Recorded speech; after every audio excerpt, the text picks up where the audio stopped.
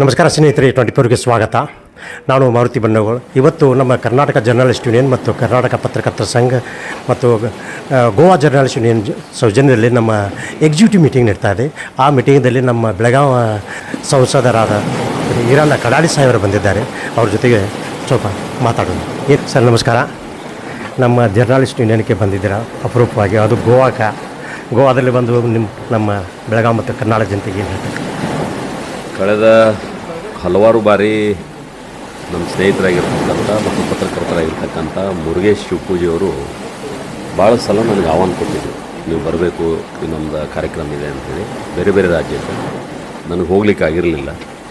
ನಾನು ಒಬ್ಬ ರಾಜ್ಯಸಭಾ ಸದಸ್ಯನಾಗಿ ನಮ್ಮ ಜಿಲ್ಲೆಯವರು ಈ ಕಾರ್ಯಕ್ರಮ ಆರ್ಗನೈಸ್ ಮಾಡಿದಂಥ ಸಂದರ್ಭದಲ್ಲಿ ಪಕ್ಕದ ರಾಜ್ಯ ಗೋವಾಕ್ಕೆ ಬರುವಂಥ ಒಂದು ಅವಕಾಶ ನನಗೆ ಒದಗಿಸಿ ಭಾಗವಹಿಸ್ತಾ ಇದ್ದೀನಿ. ಮೊದಲನೇದಾಗಿ ನಮ್ಮೆಲ್ಲ ಪತ್ರಕರ್ತ ಬಂಧುಗಳು ತಮ್ಮ ಕಷ್ಟ ಸುಖಗಳನ್ನು ಹಂಚಿಕೊಳ್ತಕ್ಕಂಥ ಒಂದು ವೇದಿಕೆ ಅಂತ ನಾನು ಭಾವಿಸಿದ್ದೀನಿ. ಯಾಕಂತಂದರೆ ಇವತ್ತು ಮಾಧ್ಯಮ ಬಹಳ ದೊಡ್ಡ ಪ್ರಮಾಣದಲ್ಲಿ ಬೆಳೆದಿದೆ.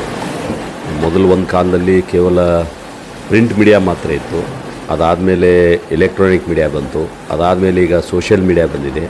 ಹೀಗಾಗಿ ಭಾಳಷ್ಟು ಸ್ಪರ್ಧೆ ಇರತಕ್ಕಂಥ ಈ ಸಂದರ್ಭದಲ್ಲಿ ಅವ್ರದ್ದೇ ಆದಂಥ ಸವಾಲುಗಳು, ಆ ಸವಾಲುಗಳಿಗೆ ಉತ್ತರಗಳು ಮತ್ತು ಮುಂದಿನ ದಿನಗಳಲ್ಲಿ ಯಾವ ರೀತಿ ತಾವು ಮುಂದುವರಿಬೇಕು ಅನ್ನುವಂಥದ್ರ ಬಗ್ಗೆ ಎಲ್ಲರೂ ಸೇರಿ ಇಲ್ಲಿ ಚರ್ಚೆ ಮಾಡ್ತಕ್ಕಂಥ ಸಂದರ್ಭದಲ್ಲಿ ಮತ್ತು ಒಬ್ಬ ರಾಜಕಾರಣಿಯಾಗಿ ದಿನನಿತ್ಯ ನಾನು ಅನೇಕ ಪತ್ರಕರ್ತರನ್ನು ಭೇಟಿಯಾಗ್ತಕ್ಕಂಥ ಮತ್ತು ಅವ್ರ ಮೂಲಕ ಜನರಿಗೆ ಅನೇಕ ವಿಷಯಗಳನ್ನು ತಿಳಿಸ್ತಕ್ಕಂಥ ಅವಕಾಶ ನನಗೆ ಸಿಕ್ಕಿರ್ತದೆ. ಹೀಗಾಗಿ ಅವ್ರದ ಕಷ್ಟ ಸುಖಗಳಲ್ಲಿ ಮತ್ತು ಅವರ ಸುಖ ಸಂತೋಷಗಳಲ್ಲಿ ಕೂಡ ಭಾಗವಹಿಸಬೇಕಾದಂಥದ್ದು ನಂದು ಕರ್ತವ್ಯ ಇದೆ ಅಂತೇಳಿ ನಾನು ಇವತ್ತು ಇಲ್ಲಿ ಭಾಗವಹಿಸ್ತೇನೆ. ಮತ್ತೊಂದು ವಿಷಯ ಸರ, ಒಂದು ನಮ್ಮ ಜರ್ನಲಿಸ್ಟ್ ಯೂನಿಯನ್ ಪತ್ರಕರ್ತರ ಸಂಘದ ವತಿಯಿಂದ ಮಾತಾಡೋದು. ಈಗಾಗಲೇ ನಿಮಗೆ ಗೊತ್ತು, ನಿಮ್ಮ ಪಾರ್ಟಿಯನ್ನು ಪಾಲಿಟಿಕ್ಸಲ್ಲಿ ಅಷ್ಟಲ್ಲ, ಅಲ್ಲ ಬೇರೆ ಬೇರೆ ಪಕ್ಷಗಳು ನಮ್ಮಲ್ಲೂ ಕೂಡ ಬೇರೆ ಬೇರೆ ಸಂಘಗಳಾಗಿದ್ದಾವೆ. ಅದರಲ್ಲಿ ನಮ್ಮ ಕರ್ನಾಟಕ ಪತ್ರಕರ್ತರ ಸಂಘವು ಅದ್ರ ಬಗ್ಗೆ ನಿಮಗೆ ಹೇಳ್ತೀರಿ. ಮತ್ತು ನಮ್ಮ ಸಂಘಕ್ಕೆ ಒಂದು ಸ್ವಲ್ಪ ಯಾಕೋ ನಮ್ಮ ಸರ್ಕಾರ ಒಂದು ಸ್ವಲ್ಪ ಮಲ್ತಾಯಿದ್ದವ್ರನ್ನ ಮಾಡ್ತಾ ಇದೆ. ಇಲ್ಲ, ಒಂದು ಪತ್ರಕರ್ತರಂದ್ರೆ ಎಲ್ಲರೂ ಒಟ್ಟಿಗೆ ಇರಬೇಕನ್ನುವಂಥದ್ದು ಒಂದಿತ್ತು. ಅದರ ಸಂಖ್ಯೆ ಹೆಚ್ಚಾದಂಗೆ ಬೇರೆ ಬೇರೆ ಸಂಘಟನೆಗಳು ಹುಟ್ಟಿಕೊಂಡು ಅವ್ರದ್ದೇ ಆದಂಥ ವಿಚಾರಗಳ ಹಿನ್ನೆಲೆಯಲ್ಲಿ ಕೆಲಸ ಮಾಡ್ತಕ್ಕಂಥ ಅವಕಾಶ ಇದೆ. ಹೀಗಾಗಿ ಆಯಾ ಸರ್ಕಾರಗಳು ಯಾರು ಅತ್ಯಂತ ಸಮೀಪದ ಆಡಳಿತ ನಡೆಸೋರಿಗೆ ಅವರಿಗೆ ಸವಲತ್ತುಗಳು ಸಿಗುವಂಥದ್ದನ್ನು ಕೂಡ ನಾನು ಗಮನಿಸಿದ್ದೀನಿ. ಅದನ್ನೆಲ್ಲ ಹೊರತುಪಡಿಸಿ ನಾವೆಲ್ಲರೂ ಏಕದೃಷ್ಟಿಯಿಂದ ನೋಡಿ ಇದು ನಮ್ಮ ಪರವಾಗಿರುವಂಥ ಪತ್ರಕರ್ತರು, ಅದು ನಮ್ಮ ವಿರೋಧವಾಗಿರ್ತಕ್ಕಂಥ ಪತ್ರಕರ್ತರು ಅನ್ನೋದಕ್ಕಿಂತ ಒಬ್ಬ ಪತ್ರಕರ್ತನಾಗಿ ಸಮಾಜದ ಅಂಕುಗಳನ್ನು ತಿರ್ತಕ್ಕಂಥ ಸರ್ಕಾರದ ವೈಫಲ್ಯವನ್ನು ಜನರಿಗೆ ಮೂಡಿಸ್ತಕ್ಕಂಥ ಕೆಲಸ ಏನು ಮಾಡ್ತಾರೆ ನಾವೆಲ್ಲರೂ ಏಕದೃಷ್ಟಿಯಿಂದ ನೋಡಬೇಕಾದಂಥ ಅಗತ್ಯ ಇದೆ. ಬಹುಶಃ ಅದರ ಚಿಂತನೆಯೂ ಕೂಡ ಇವತ್ತಿನ ದಿನ ಆಗಲಿ ಅಂತ ನಾನು ಬಯಸ್ತೀನಿ.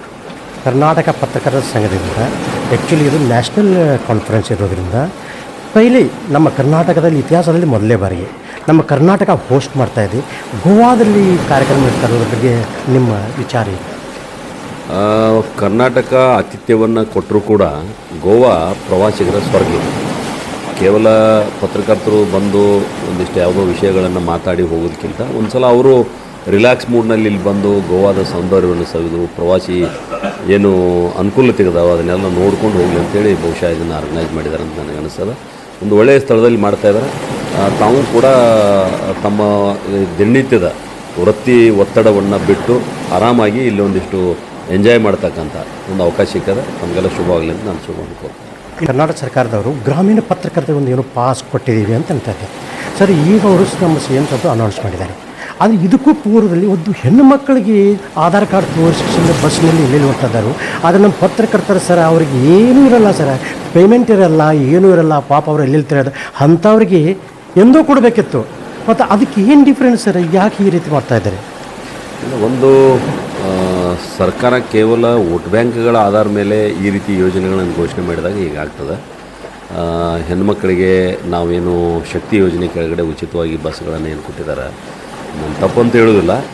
ಆದರೆ ಇದರ ಅಗತ್ಯ ಯಾರ್ಯಾರಿಗಿದೆ ಅನ್ನುವಂಥದ್ದನ್ನು ಕೂಡ ಗಮನಿಸಬೇಕಾದಂಥ ಅಗತ್ಯ ಇದೆ. ಹೀಗಾಗಿ ಗ್ರಾಮೀಣ ಭಾಗದ ಪತ್ರಕರ್ತರು ಹಲವಾರು ಬಾರಿ ಓಡಾಡ್ತಕ್ಕಂಥ ಸಂದರ್ಭದಲ್ಲಿ ಅವರಿಗೆ ಬಸ್ಸಿನ ವ್ಯವಸ್ಥೆ ಇರ್ಬೋದು ಅಥವಾ ಅವರು ವೈಯಕ್ತಿಕ 2 ವೀಲರ್ ಇರ್ಬೋದು, ಫೋರ್ ವೀಲರ್ ಇರ್ಬೋದು, ಅವುಗಳಿಗೆ ಟೋಲ್ ನಾಕಾದಲ್ಲಿ ವಿನಾಯಿತಿ ಇರ್ಬೋದು, ಬೇರೆ ಬೇರೆ ಮೆಡಿಕಲ್ ವ್ಯವಸ್ಥೆ ಇರ್ಬೋದು, ಇನ್ಶೂರೆನ್ಸ್ ಇರ್ಬೋದು, ಈ ರೀತಿಯಾದಂಥ ಮಾಡ್ತಕ್ಕಂಥದ್ದು ಅವಶ್ಯಕತೆ ಇದೆ.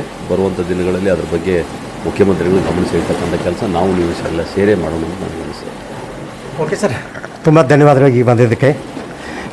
ಇವರು ಈರಣ್ಣ ಕಡಾಡಿ ಅಂತ ನಮ್ಮ ಬೆಳಗಾವಿ ರಾಜ್ಯಸಭಾ ಸದಸ್ಯರು. ಕ್ಯಾಮ್ರಾಮನ್ ಮಿಷನ್ ಜೊತೆಗೆ ಮಾರುತಿ ಬಂಡವಾಳ 24. ಸ್ನೇಹಿತರೆ, ಈ ವಿಡಿಯೋ ಬಗ್ಗೆ ನಿಮ್ಮ ಅಭಿಪ್ರಾಯ ಏನೆಂಬುದು ಕಮೆಂಟ್ ಮಾಡಿ ಹೇಳಿ, ಲೈಕ್ ಮಾಡಿ, ಶೇರ್ ಮಾಡಿ, ಸಬ್ಸ್ಕ್ರೈಬ್ ಮಾಡಿ. ಹಾಂ, ಬೆಲ್ ಬಟನ್ ಒತ್ತೋದು ಮರಿಬೇಡಿ, ಏಕೆಂದರೆ ನಮ್ಮ ಪ್ರತಿಯೊಂದು ವಿಡಿಯೋ ಮೊದಲು ನಿಮಗೆ ತಲುಪಬೇಕು. ನಮಸ್ಕಾರ.